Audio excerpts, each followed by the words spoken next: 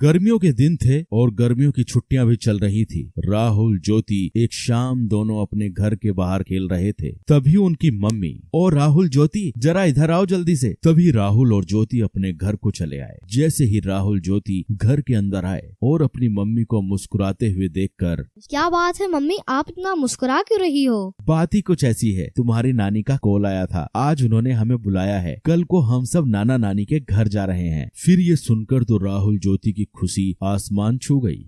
चलो पैकिंग शुरू कर देते हैं, नाना नानी के गांव चलते हैं और एंजॉय करते हैं।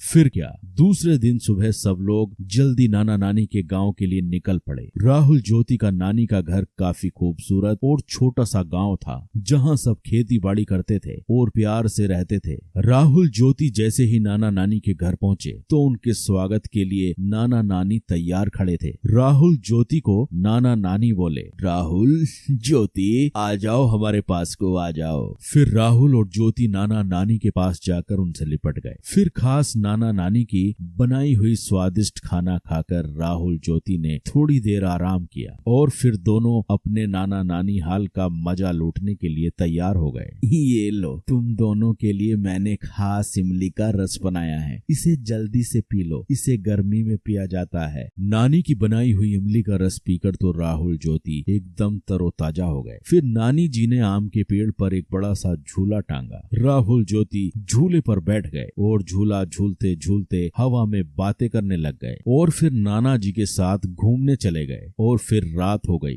फिर राहुल ज्योति नानी जी के साथ रात के खाने के लिए फिर घूमकर घर लौट आए।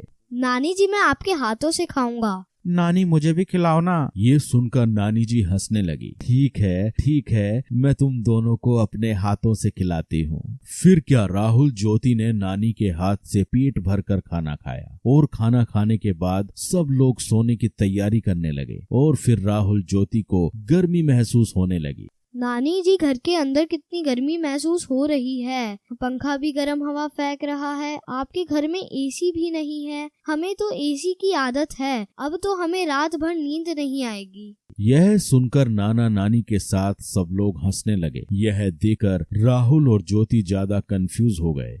आप सब हंस क्यों रहे हो? हमने कुछ गलत कह दिया क्या? ना बेटा ना, तुमने कुछ गलत नहीं कहा। छोटा सा तो हमारा गांव है, हमारे पास एसी कैसे होगा बेटा, लेकिन हमारे पास एक ऐसा एसी जरूर है जो तुम्हारे शहर में नहीं होगा। नानी जी ने फिर जाकर छत पर गद्दे बिछाए और सोने लगे। नानी, हम भी आपके पास सोएंगे। हाँ, तुम दोनों मेरे पास सो जाओ, आओ सो जाओ। फिर क्या, खुले आसमान